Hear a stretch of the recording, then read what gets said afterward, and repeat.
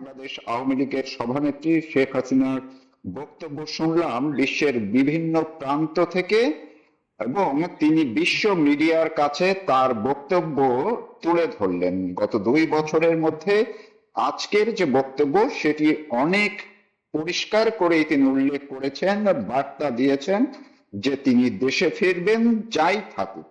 আগে বিভিন্ন গণমাধ্যমে যে সাক্ষাৎকারে যেগুলো বলেছেন সেইগুলো সব মিলিয়েই তিনি একেবারেই কংক্রিট একটা তার ডিসিশন তিনি জানিয়ে দিলেন। কিন্তু এই যে তিনি যে বার্তা দিলেন, এই বার্তার ভেতরে কি আছে, কিংবা বাংলাদেশের মানুষ কি বার্তা পেল, সরকার কি বার্তা পেল, সবকিছু নিয়ে বিশ্লেষণ শুনবো, আপনাদেরকে শোনানোর চেষ্টা করব। আমার সঙ্গে যুক্ত আছেন যিনি 2024-এর 5ই আগস্টের পরে অন্তর্বর্তীকালীন সরকারের সময় কারাবন্দী হয়েছিলেন।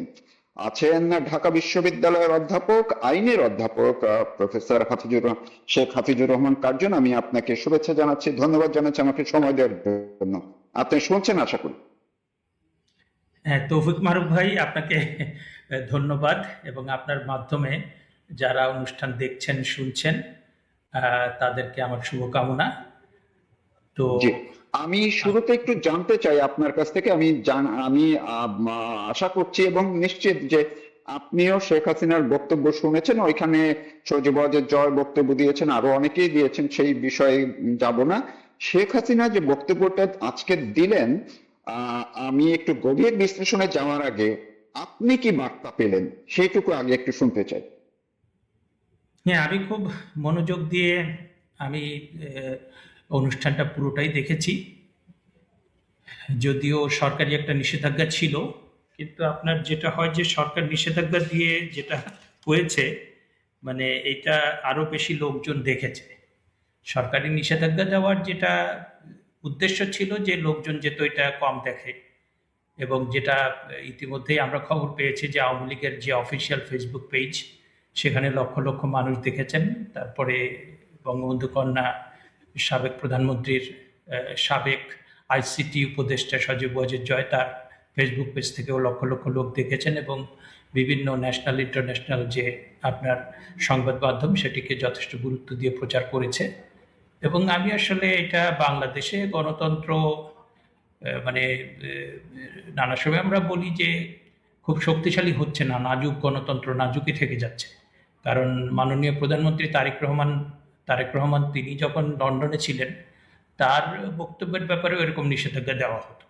হ্যাঁ, এবং আরেকটা ভিন্ন প্রেক্ষাপটে বঙ্গবন্ধু কন্যার যে আপনার ওনার বক্তব্য নিয়ে যে নিষেধাজ্ঞা দেওয়া হলো, মানে এই প্রোগ্রামটা নিয়ে, সেটা আসলে কোনোভাবে আইনের সাথেও সঙ্গতিপূর্ণ নয়, তারপরে সংবিধানের সাথেও সঙ্গতিপূর্ণ নয়। আর এই ইনফরমেশন টেকনোলজির যুগে তো একদম মানে অর্থহীন একটা বিষয়।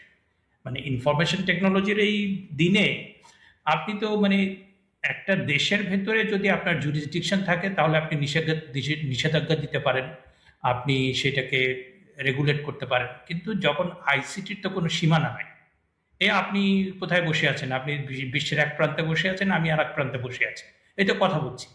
হ্যাঁ, তো এইটা কি আপনি নিষেধাজ্ঞা দিতে পারেন? হ্যাঁ, যদি সেটা সন্ত্রাস হয়, যদি সেটা আপনার দেশের সার্বভৌমত্ব বিরোধী হয়, যদি আপনার সেটা মাদকের সাথে জড়িত থাকে, যেটা যদি মানে হিউম্যান ওয়েলবিং সেটাকে কোনোভাবে বিঘ্নিত করে।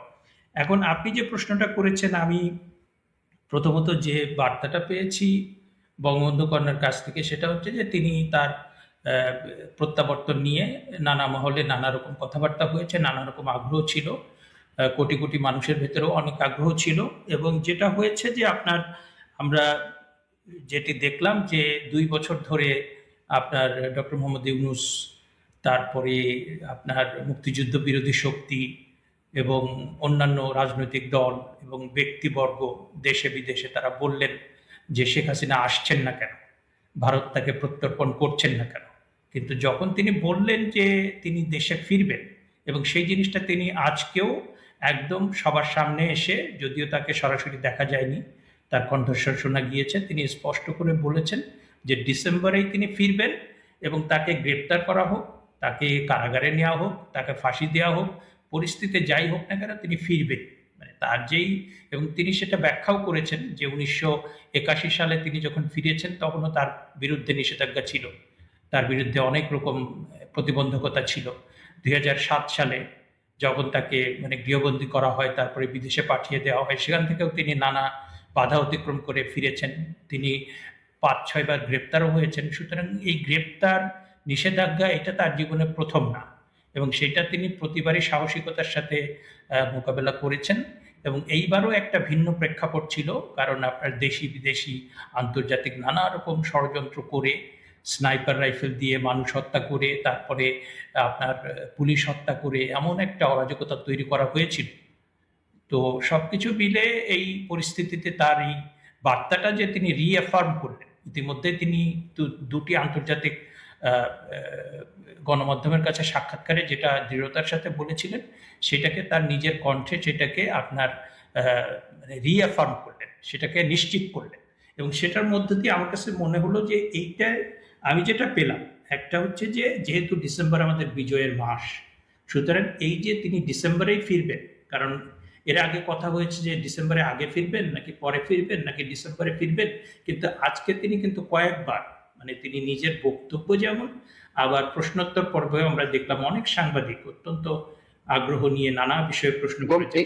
এই প্রথমবার কিন্তু, এর আগে তিনি ইন্টারভিউ দিয়েছেন, বাট এই প্রথমবার কিন্তু তিনি সংবাদ সম্মেলনে প্রশ্নের উত্তর দিয়েছেন, কথা বলেছেন। এই বিষয়টাকে আপনার কাছে কেমন মনে হলো, যে এটা বাংলাদেশেও তো আমি আশা করেছিলাম যে গণমাধ্যম, বাংলাদেশের গণমাধ্যমকে এই সুযোগটাও মিস করলো কিনা যে তার কাছ থেকে কিছু জানার? না, ধরেন যে আপনার ওই আমার যেটা প্রত্যাশা ছিল যে তাকে ডিজিটাল মানে অন স্ক্রিনে দেখতে পাবো, তো সেটা হয়তো বা কোনো কারণ থাকতে পারে, নিরাপত্তা জনিত কিংবা অন্য কোনো কারণ, কিন্তু তিনি নিজের কণ্ঠে সেটা আপনি তার বক্তব্য দিয়েছেন, প্রশ্নের উত্তর দিয়েছেন। এবং প্রথম তো তিনি একটা প্রশ্নের উত্তর দেওয়ার পরে তিনি বললেন যে আমার পুত্র সজীব ওয়াজেদ জয়, তিনি বাকি প্রশ্নের উত্তর দিবেন, কিন্তু পরবর্তীতে কিন্তু নিজেই তিনি উত্তরটা দিলেন। এবং আমরা তো এই আপনার ডক্টর মোহাম্মদ ইউনূস, তাকে কিন্তু আমরা কোনো প্রেস কনফারেন্স করতে দেখি নাই। হ্যাঁ, উনি বিদেশি সংবাদপত্রের সাথে ইন্টারভিউ দিতেন, এবং আপনি বর্তমান প্রধানমন্ত্রী বোধহয় কোনো প্রেস কনফারেন্স করেননি। তারপরে আগের আর এক প্রধানমন্ত্রী বেগম খালেদা জিয়াকেও আমরা খুব বেশি প্রেস কনফারেন্স করতে দেখতাম। যদিও ধরেন যে গত 15-16 বছরে গণভবনে যে প্রেস কনফারেন্সগুলো হয়েছে, সেইটা ধরেন নানা কারণে প্রশ্নবিদ্ধ হয়েছিল, যে উনি আসলে যেরকম খোলামেলা, মানে বঙ্গবন্ধু কন্যা যেরকম খোলামেলা নানা প্রশ্নের উত্তর দিতে পছন্দ করেন, কিন্তু আমাদের সাংবাদিকদের অনেককেই আমরা দেখেছি যে তর্কবিবাহক হয়ে কিংবা তোষামোদ করে এমনভাবে যে প্রশ্ন তারা করতেন, যে সেটা অনেক সময় জনগণের কাছে বিরক্তিকর হয়ে যেত। কিন্তু আজকে ধরেন তিনি যেভাবে ফেস করলেন, যেভাবে সব ধরনের প্রশ্নের উত্তর দিলেন, সেইটা তো আমরা মানে সেটা তো মানে সব মহলই প্রশংসা করবে।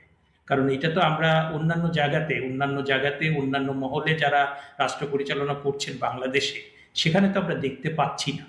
সুতরাং সেই মানে সেই সাহসটা, সেই দৃঢ়তা কিংবা নিজের পলিসি ব্যাখ্যা করা, সেটা তো আসলে থাকাটাই উচিত। তারপরে আমার কাছে যেটা আমি কথা বলছিলাম, যে আপনার ওনার এই ডিসেম্বর মাসেই ফেরত আসা, এটার মধ্যে আমি একটা সিম্বলিক রিয়েল এবং হিস্টোরিক তিনটা ভ্যালু আমি দেখতে পাই।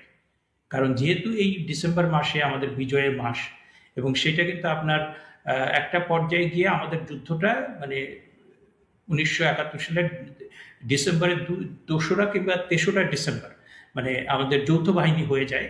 কারণ পাকিস্তান যখন ইন্ডিয়াতে আক্রমণ করে, তখন ইন্ডিয়া এবং বাংলাদেশ তারা একটা মানে দুই দেশ মিলে একটা যৌথ শক্তি হয়ে যায়। সেই যৌথ শক্তির কাছে কিন্তু তারা আত্মসমর্পণ করে।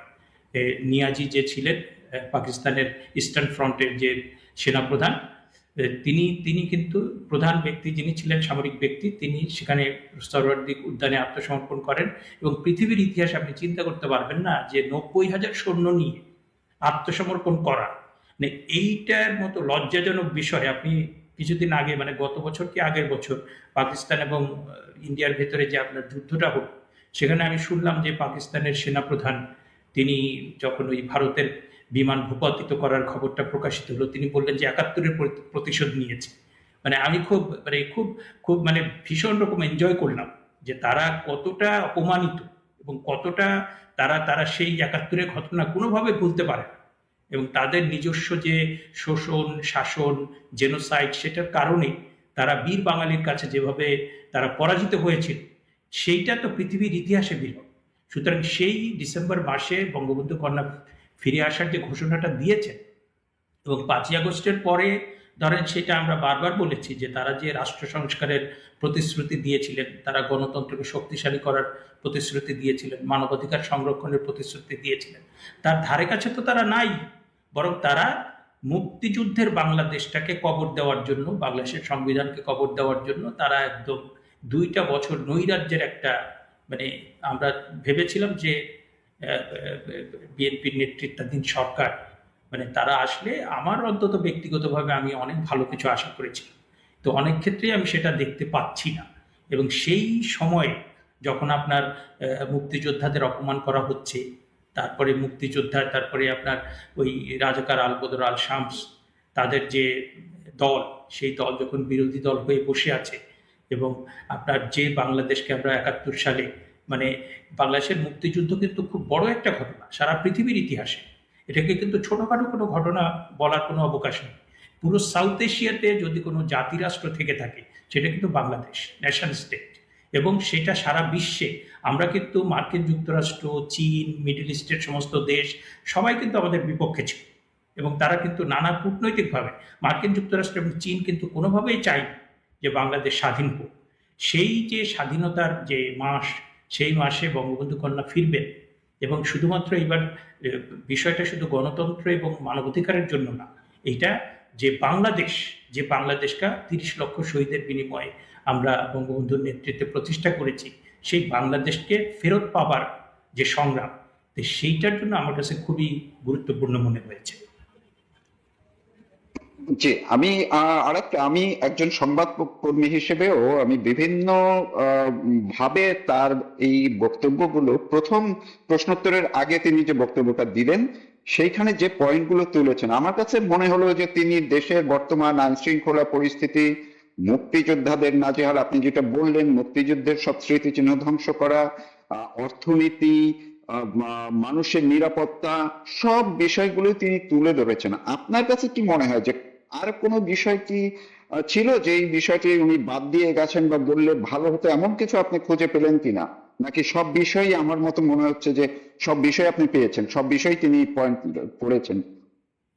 না, আমি এতক্ষণ যে বিষয়টা বললাম সেটা আপনার ধরেন যে খুব কমন, মানে এটা অনেকদিন ধরে তিনি বলছেন, আলোচিত হচ্ছে, এটা সবাই, লোকজন সবাই বুঝতে পেরেছে, কিংবা তাদের within the parameter of their understanding. কিন্তু আমি লক্ষ্য করেছি কয়েকটা বিষয়, সেই আলোচনায় আমি আসতাম, যে বঙ্গবন্ধু কন্যা সাবেক প্রধানমন্ত্রী শেখ হাসিনা তিনি কিন্তু বলেছেন যে আমার বাংলাদেশে যে আমি ফিরবো, প্রথম বলেছেন যে ডিসেম্বরে ফিরবো, তারপরে বলেছেন যে বাংলাদেশের রিকনসিলিয়েশন দরকার। এবং তিনি দ্বিতীয় যে কথাটা বলেছেন সেটা হচ্ছে বাংলাদেশের কনস্টিটিউশনাল ওয়ার্ডার, সেটা ভেঙে পড়েছে, সেই ওয়ার্ডারকে নতুন করে পুনঃস্থাপন করা, প্রতিষ্ঠিত করার জন্য আমাকে ফিরতে হবে। এখন আপনি ধরেন রিকনসিলিয়েশনের যে কনসেপ্টটা, এটা কিন্তু আমাদের অনেক শিক্ষিত লোকও কিন্তু এটা ভালো করে জানেন না। হ্যাঁ, রিকনসিলিয়েশনের সবচেয়ে ভালো যেটা হয়েছে সেটা হচ্ছে আপনার সাউথ আফ্রিকাতে, আপনার নেলসন ম্যান্ডেলা, সেখানে আপনার ব্ল্যাক এবং হোয়াইট, মানে হোয়াইটরা তো ব্ল্যাকদের কি চোখে দেখতো, তাদেরকে দাসের সমান কিংবা তার চেয়েও মানে মানুষই মনে করতো কিনা তার কোনো, এবং কত কালো মানুষ মেরে ফেলেছে।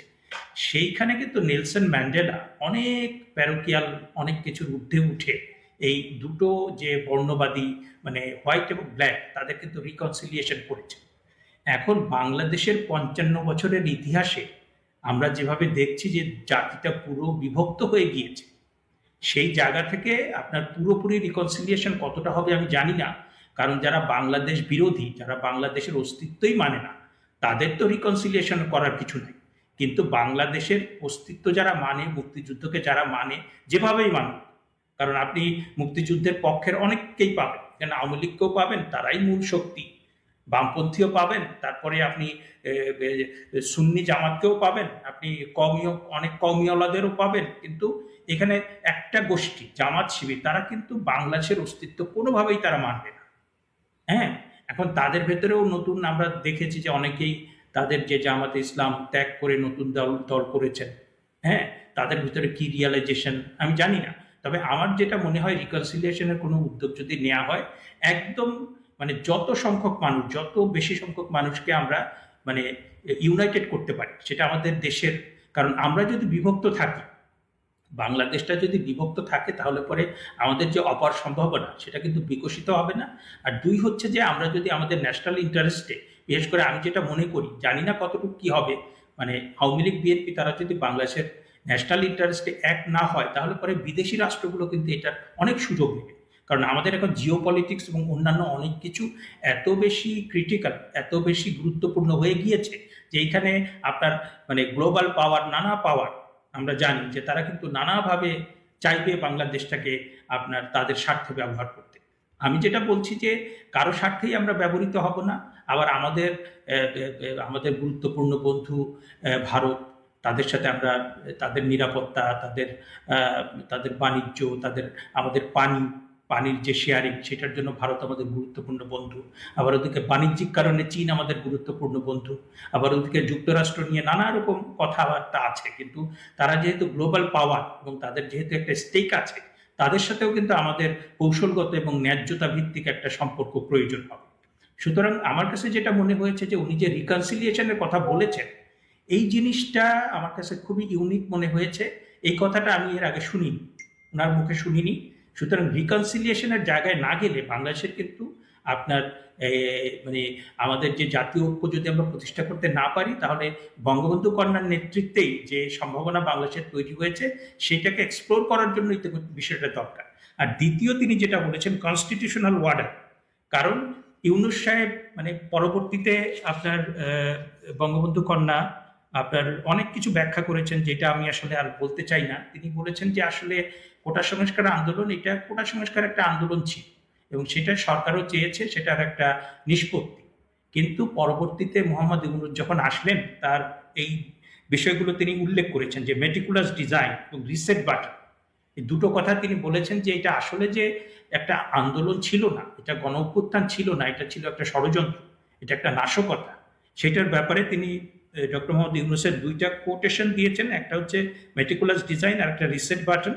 আর একজন সমন্বয়ককে উল্লেখ করে তিনি বলেছেন যে ওই সমন্বয়ক বলেছে যে পুলিশ হত্যা না করলে এবং মেট্রো রেলে আগুন না দিলে আমাদের আন্দোলন সফল হতো না। এখন আপনি দেখেন যে আন্দোলন আর নাশকতা কিন্তু এক জিনিস না। কারণ আপনি কোটা সংস্কার আন্দোলন 2018 সালে হয়েছে, বঙ্গবন্ধু কন্যা কিন্তু সেটা মেনে নিয়েছেন, এবং নিরাপদ সড়কের আন্দোলন কিন্তু যে স্কুল কলেজের বাচ্চারা করেছিল, সেটাও কিন্তু আপনার শান্তিপূর্ণভাবে সামাল দেওয়া হয়েছে। কিন্তু এইবার 2024-এ মানে আমরা নিজেরাও তো বিভ্রান্ত হয়েছি।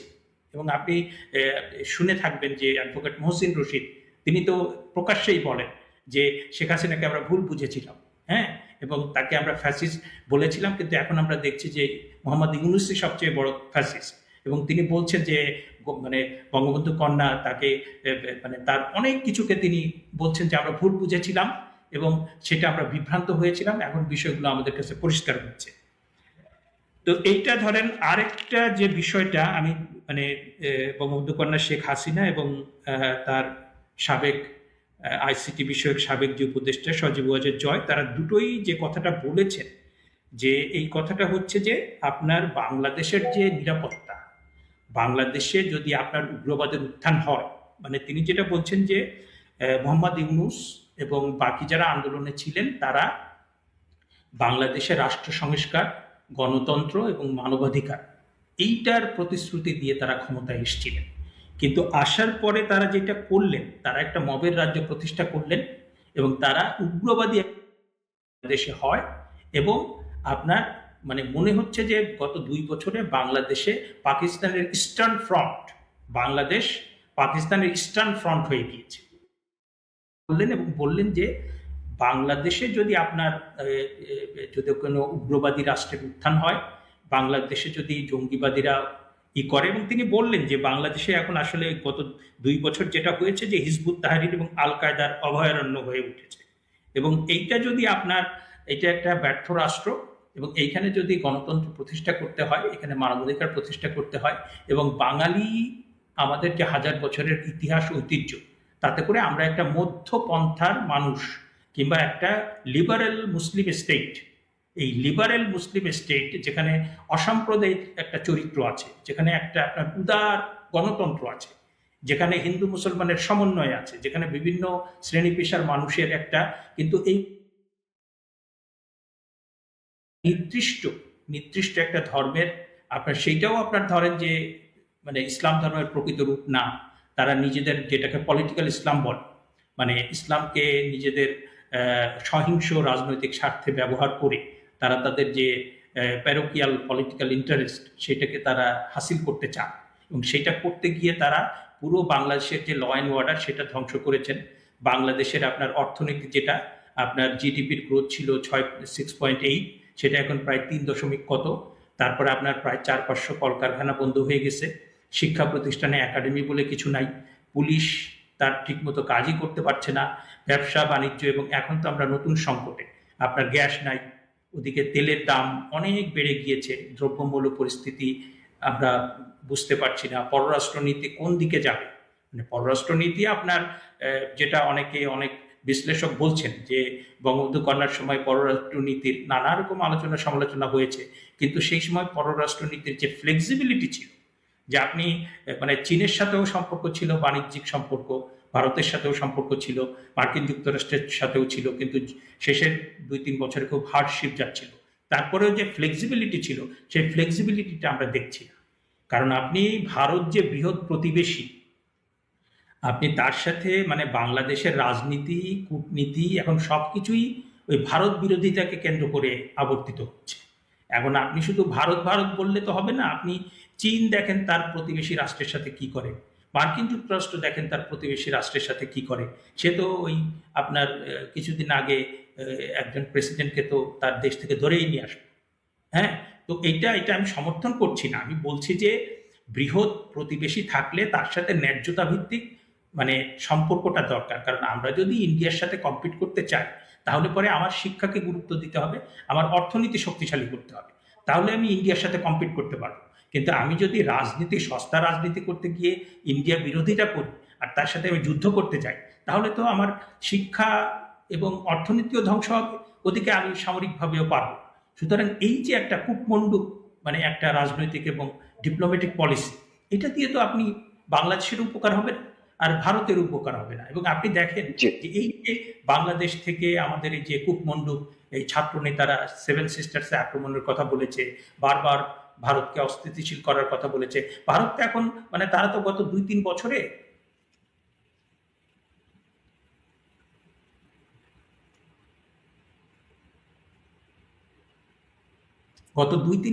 আপনি দেখেন যে ভারত তারা কিন্তু বিকল্প বিকল্প বিকল্প চিন্তা করছে এবং বিকল্পের দিকে যাচ্ছে। ইতিমধ্যে তারা কি করেছে আপনি দেখেন যে মিয়ানমারের যে নতুন প্রেসিডেন্ট, রাষ্ট্রপতি নির্বাচিত হয়েছেন, তিনি প্রথমে ভারত গেলেন, তারপরে গেলেন চীন। এবং আপনার ভারত কিন্তু বাংলাদেশের তরফ থেকে যখন একটা মানে খুব আহ, আপনার কি বলে যে খুব আহ, আহ, যুক্তিহীন,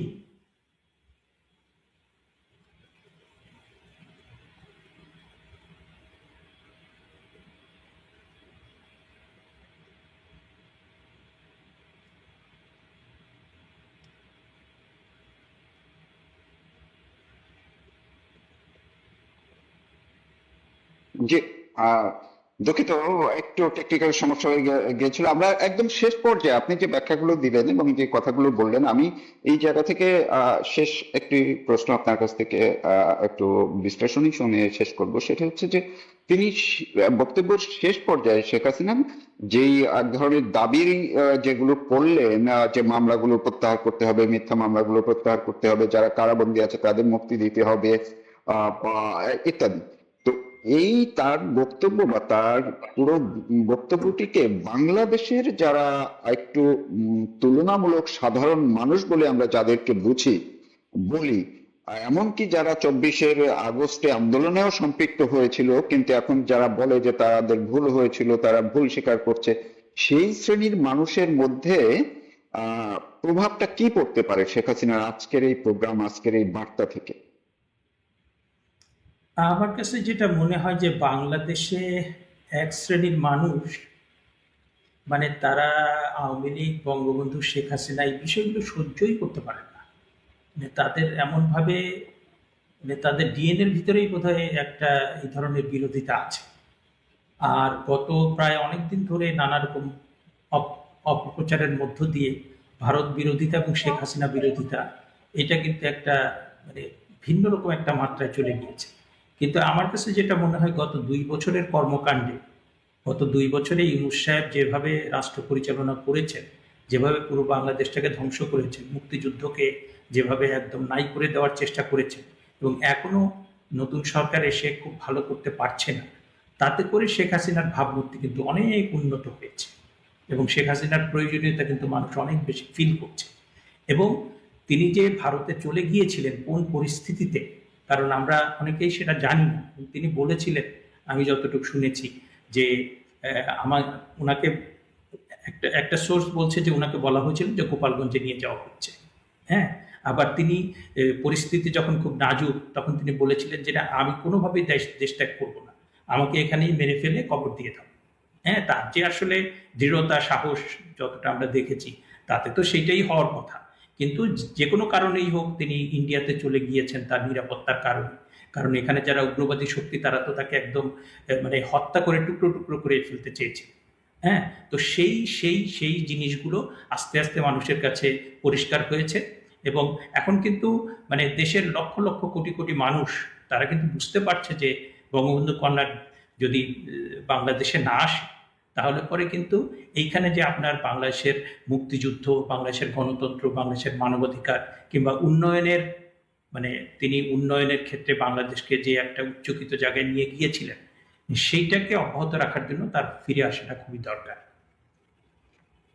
জি, অনেক ধন্যবাদ আপনাকে। দর্শক এতক্ষণ কথা শুনছিলেন, বলছিলেন ঢাকা বিশ্ববিদ্যালয়ের আইনের অধ্যাপক শেখ হাফিজুর রহমান কার্জন। তিনি এই যে বাংলাদেশ আওয়ামী লীগের সভানেত্রী শেখ হাসিনা আন্তর্জাতিক মিডিয়ার কাছে যে এই প্রথমবারের মতো সংবাদ সম্মেলনে অংশ নিলেন, প্রশ্ন নিলেন, উত্তর দিলেন, এবং এই 2 বছরের মধ্যে আজকেই মনে হলো যে তিনি একদম পরিষ্কার। এবং অনেকে বলেন তিনি অসুস্থ, তিনি জীবিত নাই, কিন্তু তার যে কথা বা তার যে কথার টোন, ভয়েস যেভাবে এসছে এবং যেভাবে স্বতঃস্ফূর্ত ভাবে তিনি উত্তর দিয়েছেন, আশা করি তাকে নিয়ে যে বিভ্রান্তি যারা পোষণ করেন, যারা প্রচার করেন, তাদের সেই বিভ্রান্তিও দূর হয়ে যাবে।